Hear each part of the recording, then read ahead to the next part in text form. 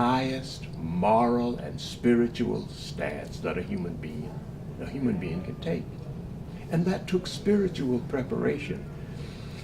It took such preparation that there were some people we asked not to participate. One was my pastor, the late Dr. J.A. Wilborn, who was pastor of the Union Baptist Church at Atlanta at the time.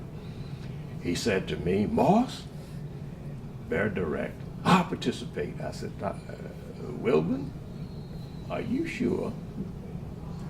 And I had reasons for asking that you can handle the nonviolent presupposition. He said, "Well, I think I can do it one day." I said, "Well, we had been debating this for years, at least since Montgomery, and had some very, very creative debates about it." And I said, "Well, I'll tell you what. Let me get an assignment for you. You take us to the demonstration." And years later, we joked about it. He did just that. He had a Cadillac. And I said later on that my pastor, Reverend Wilburn, gave us limousine service to go to the state capitol to be arrested. So we went in first-class transportation to break down second-class citizenship. That's great. Is there a particular place, maybe where a demonstration took place or something, that you will always remember? We talked about Wheat Street, we talked about Pascal's, we talked about Terminal Station. If you had to pick one place where you could stand and tell a story, where would that be? One would be the state capitol. If I had to select a special place of demonstration and transformation, I would select for myself and a few others the state capitol. And there are some reasons for that. We had been informed by our intelligence gathering not to go to the state capitol for logical reasons. One, the state capitol was not under the jurisdiction of the Atlanta government. It was state government, and more susceptible to Klan infiltration and domination. So the word came, "We don't know what you're going to do, but please do not go to the state capitol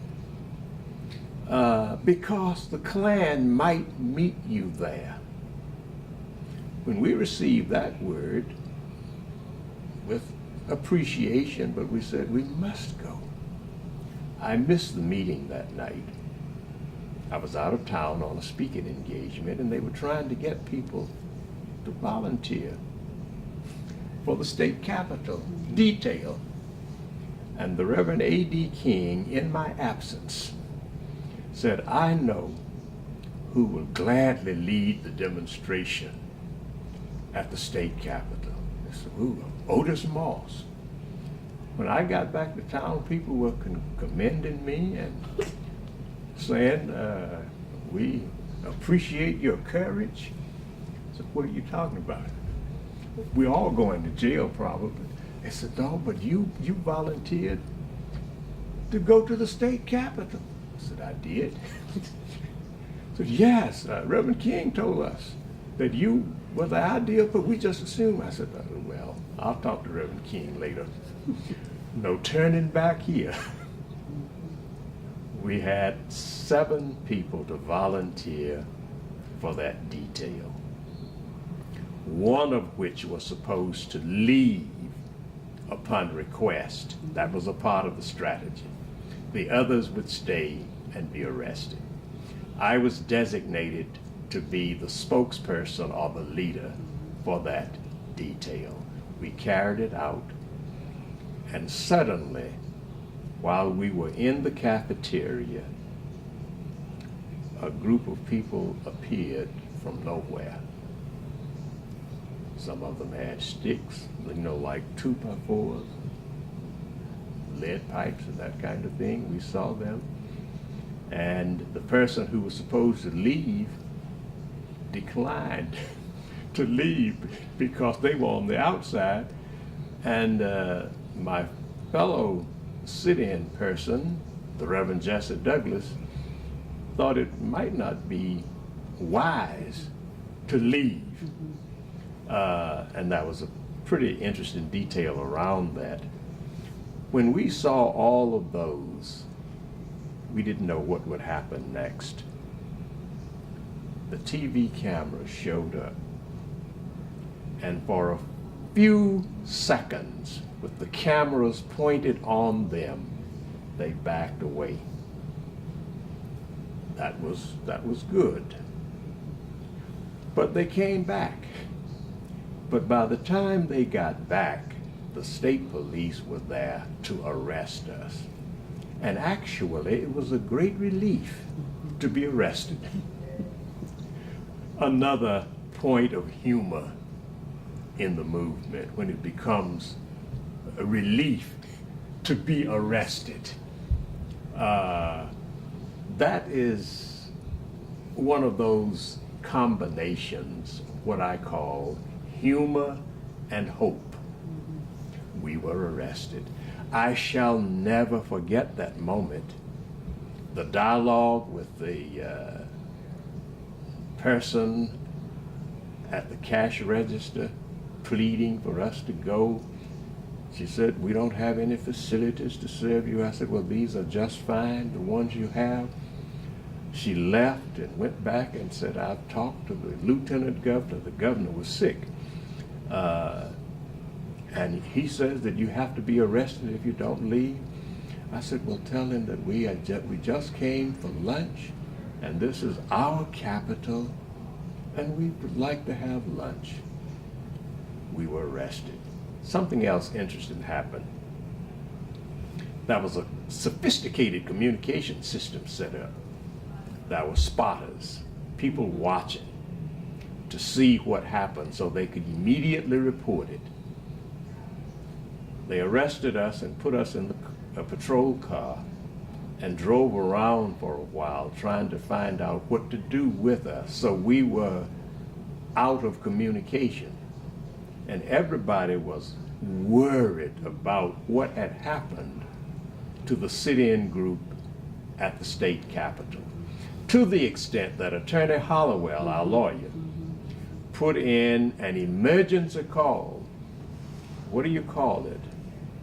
When you put out a special points bulletin. All points bulletin. An all points bulletin to find out what had happened. They didn't know whether the patrolman had taken us to some out of the way place or what. And as they sent out all of the signals and notices, they took us to the county jail.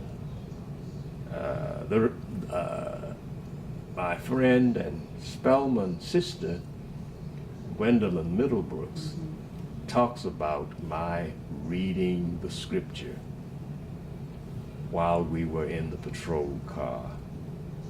And I did not know it at the time, what impact that scripture had on her psychological being, as well as the patrolman. They stopped talking. Everybody in the car seemed to have taken on new courage. She remembers, I read several scriptures. We were out there a pretty good while. One was the 23rd Psalm, which she, and I had my Bible with me. I always carried it with me on these special assignments. Another was a psalm, "The Lord is my light and my salvation. Whom shall I fear? Of whom shall I be afraid?" And another was, let not your heart be troubled. Ye believe in God, believe also in me. Since they use that so often at funerals, that might not have been the best selection. but, but Gwen remembers the 23rd Psalm. And that experience stands out in my memory in a special way. 50 years, 54 years now later, go to the state capitol and see black people, although we have a backward government there, black people elected. The portrait, Martin Luther King Jr. in that capitol where we were arrested. I still get emotional when I see what God has done in spite of the ugliness, meanness, and with the innocence of a few of his children. No money, no guns, no ammunition, except the ammunition of the Spirit. Out here, unarmed, unprotected, except by the power of God and the grace of God, we went up against all of the forces of the state, the county, and the city. With our taxpayers' money, they had all of the resources, and we had to depend on pro bono legal representation, but we changed the world. Thank you. What I want you to do again is just to state your name. I'd ask for your title. So, this is your name and your title, and they can clip that back in. Okay, we're ready. And you can let me know. We're ready. My name is Otis Moss Jr., and I am Pastor Emeritus of the Olivet Institutional Baptist Church, Cleveland, Ohio.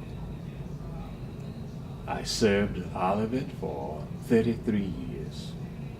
Prior to that, I served churches or a church in Cincinnati, Ohio, Atlanta, Georgia, and LaGrange, Georgia, my home community and my home church, where I was licensed and baptized, licensed and ordained, and also for a brief period as co-pastor with Dr. Martin Luther King Sr.